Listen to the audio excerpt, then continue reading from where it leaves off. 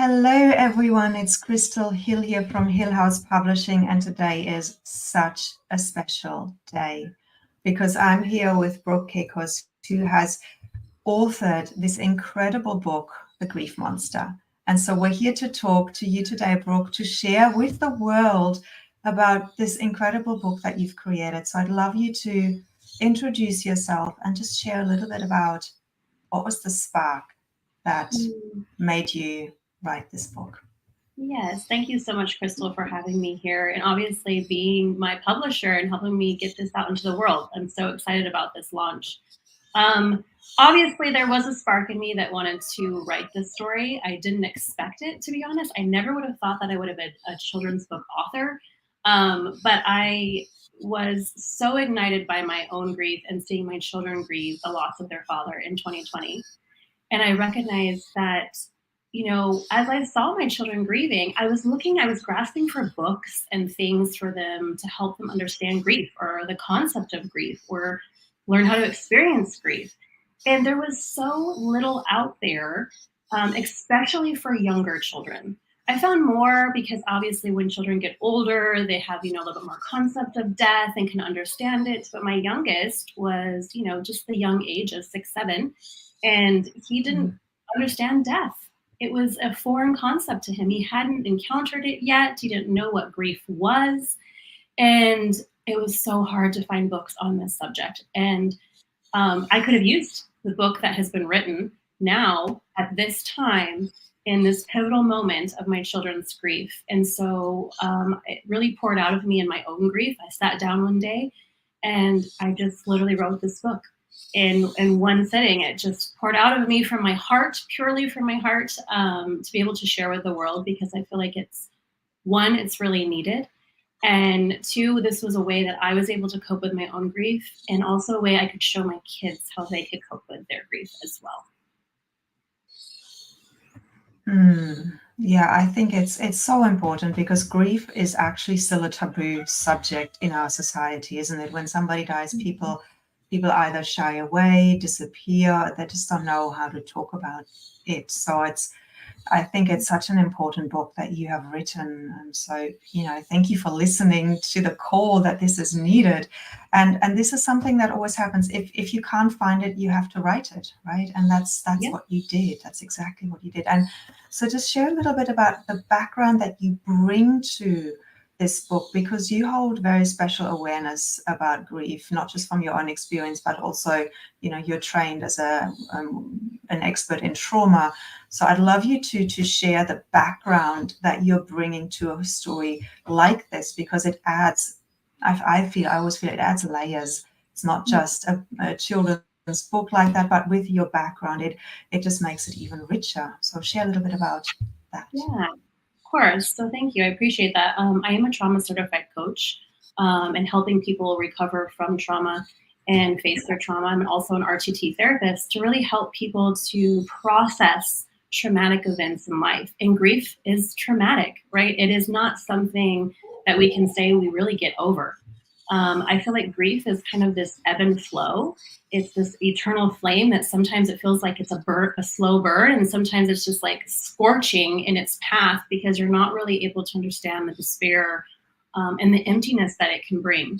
And so I feel like when we come from a trauma-informed approach, when we think of grief, we're able to kind of really be able to sit with grief and process it. And I noticed in my own journey how when we do this deep grief and this deep loss, a lot of times we can really disassociate from it. And that's a trauma response. Our brain is meant to keep us safe and to stop us from something that's so painful we cannot endure. But at the same time, if we're not allowed to process that grief, then it's still going to be coming up somewhere in our life. And so that's why I really wanted to be able to use my trauma-informed background and be able to help children in this way, because I feel so passionate about helping them to deal with this type of grief so they don't get stuck there. And it's really seeing that for my own children, how much that grief just left them in despair and depression, and how much they had to endure and overcome. Yeah, thank you for sharing that. Absolutely. And so the book is live on your website. That's where people can get it from. You can also go straight to Amazon and search for The Grief Monster. But if you don't know, you can't find it there. We've got all of the different countries on Brooke's website, lifecoachinggoddess.com/The Grief Monster. So go and grab your copy today because we really would love to have your support. We never know when loss will come. This is not something that we plan for. It happens unexpectedly. So having the book, getting the book right now for the case if and when, or even just getting the book today for a friend when they are in need, so you can share it and pass it on, I think is a really beautiful gift that you can give yourself and your community, your friends and family. So go over to the website, get the book today, help Brooke spread this message, this really important message, so that there is not that void, an even greater void when people, going into this, the loss and the grief. Now we also have your incredible illustrator here. We'll welcome you to the stage, Tonya Kaufman. Welcome. Thank you. Why don't you introduce yourself and what attracted you to collaborating with Brooke on this project? My name is Tanya Kaufman. I have always loved art, painting, whatever. I did go to school for graphic design, but my true love is drawing and painting. And ever since I was little, I wanted to illustrate a book. And now that my kids have gotten older, Brooke and I connected over Facebook through a illustrator and authors site, and we just pretty much gelled immediately. I felt really connected to her, and she's just been a delight to work with. It's been such a special experience, especially being my first book and her first book. It just feels like it's been charmed from the very beginning. So it's been a neat process. Yes, indeed, it truly has. Wonderful. Brooke, is there anything? Oh, go ahead. I'm sorry. Yeah, go ahead. I was going to say, what was it like for the two of you to work together, Brooke? How did you communicate the vision? Because I know that, you get downloads and you get visions, and then you have to find the right person who can actually express that in art. So how was that process for you? Yeah, honestly, so it was funny. I found her again in Facebook, and I found other people, and I kind of was vetting them out, and I said, just draw me something that is called a grief monster. And I wanted to see what these people would come up with and create. And while the other people had great creations, they were obviously artistic, Tanya's just spoke to me. It was like the minute I saw it, it was like I just knew. It was like tears, it was just like this deep connection to this this little grief monster. It was like he was so cute, but at the same time, you knew he was like, he brought this sadness, but still being able to be okay with it, right? And I just knew that, I just knew it was the perfect fit. And from there, I was like, I want to hire you. I want to create this thing with you. And she was all about it. She was like, yes, from the get-go. She's like, I am so into this. And I think that I can make this really beautiful. And she did just that. I mean, once you purchase the book, you're going to see how beautiful the illustrations are and really, truly how gifted she is. Yeah, it's been such a wonderful experience. I think it was actually really good that you had me do the grief monster first, because I feel like he sort of set us off on the right foot as far as then going in and deciding what each illustration would be and how that would look, and he kind of set the tone for it. So it was a great starting place. And I don't know if you hadn't asked me to just draw him off the bat, if that's maybe where we would have started, but it was such a great building block to sort of set the tone for the whole story. Yeah, I agree. It was such a beautiful creation. And I just feel like, I mean, everybody that looks at it, they always are telling me, they're like, oh my gosh, I love this little monster. Like, so it's been really, met with so much love for it. Yeah. And I think that's, as people read the book, it'll be interesting to see if they pick up on some of the changes in the grief monster through the book. There's some little signs here and there that Finn's imagination of the grief monster changes a little bit over time as his grief changes over time. And so it's just visually and through the words, it's just a neat story. Truly, it really is. Wow. I would love to hear, my roosters agree at the background here.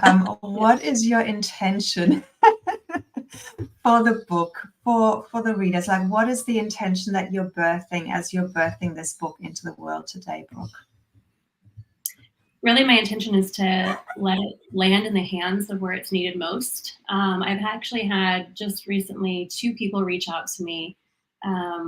They must have heard from a friend or a friend from a friend that, you know, they'd had loss just recently in their own family, and are wanting to get their hands on this book.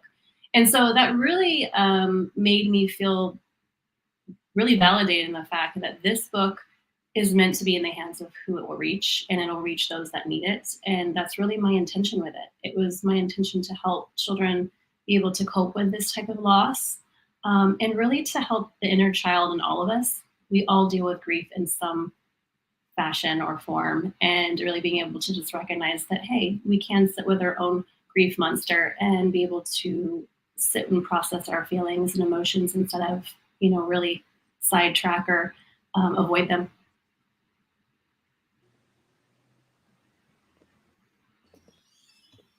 Absolutely. I love that. And Tanya, what about you? Is there a specific intention that you have with this book as it is being birthed into the world today?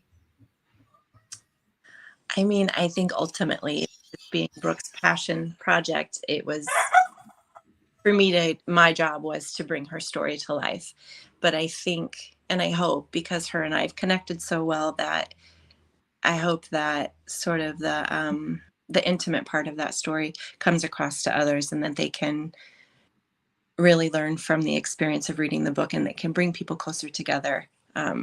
Like Brooke said, instead of like how we can tend to go inward in our grief, that they can, you know, find solace with whoever they read the book with. And yeah, and it was honestly just such an honor to work with her on this, and Thank you. dream come true. So I really, and I have to say, at the very beginning, when I was working on the grief, I got really sad for a couple of days because I found myself frowning at my table, trying to come up with his expression and, you know, what grief looks like in a face or in a monster. And it was kind of not funny, but like, I would think, why am I so sad? Oh, that's right. I've been like sticking my lip out and furrowing my brow all day, trying to. You took on the character. Yeah. Exactly. Yeah, in order to birth this through, right? I mean, that's the true testimony to an artist, to really birth this through you, to connect to your own grief in whichever way that has been there in your life, to then bring that into the art. I think it is ultimately what will connect the essence of these pictures with the reader, and will help them to say, yes, I am understood, I am seen, this monster understands me. It's because you've brought all of you into the creation. And Brooke, I know that, you know, the words and the way you express it and the way it got channeled through, it's just so powerful. So I really encourage anybody listening to actually reach out to Brooke via the website and seeing if you are somebody who's an educator working with children in any capacity, run an organization, go and reach out to Brooke, get this book, see how you can collaborate. Maybe having, you know, Brooke is open for book readings, and just probably also just sharing and talking to your communities, so that this book can, you know, can not just be on the bookshelf, but can be brought to life in different ways. So really go and reach out to her. I think it's such an important project, I think, because grief shouldn't be a taboo, and yet it still is. And so your book is helping us to really normalize that grief and say it's okay to look at it, and there's a monster that can help you heal and that can help you guide you on that journey. So I really want to thank you to listening to that call and bringing this book out into the world. And if there's any final words that you want to share, I'd love to hear that. Oh, well, thank you. I appreciate that. I appreciate you helping me to get it into the world, and for Tanya bringing it to life, because I feel like it's just going to reach those. And I feel like it is called to reach the people in schools and therapists and in offices where, you know, children are dealing with these things and trying to process this kind of grief and loss. So I'm knowing that this book will go into other places and lead me in other journeys. So I'm very excited to be here. And I hope wherever this reaches, that this helps them in their own grief journey.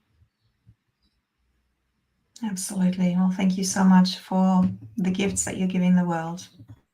And again, website is there. Go and support this book. Go and purchase it now so that it can reach those who it's meant to reach. Thank you so much. Thank you.